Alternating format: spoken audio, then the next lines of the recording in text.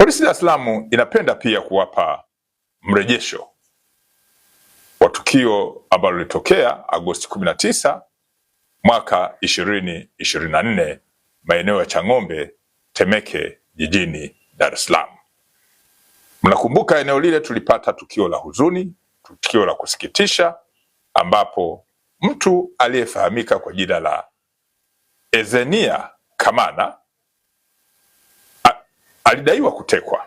Taarifa za awali zilivyofikishwa kituo cha polisi, ilidaiwa ametekwa, lakini baada ya ufuatiliaji siku kadhaa chache ilibainika kuwa ameuawa na mwili wake kukatwa sehemu za mwili na sehemu za miili yake kutupwa kwenye maeneo ya Ununio, Kunduchi na Tegeta, Kinondoni hapa jijini Dar es Salaam.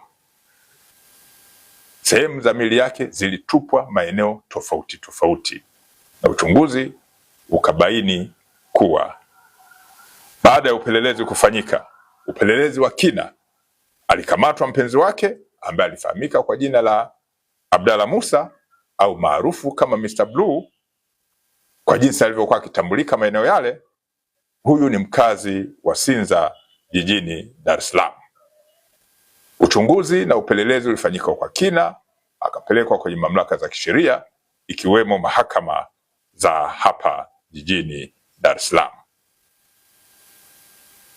Tunapenda kuwaarifu kuwa tarehe 30 mwezi Aprili mwaka huu wa 2026, Mahakama Kuu ya Tanzania masjala ndogo ya Dar es Salaam, baada ya kukusanya na kusikiliza mashahidi na vielelezo mbalimbali, imemhukumu mtuhumiwa huyo kunyongwa hadi kufa baada ya kupatikana na hatia ya kumuua kwa makusudi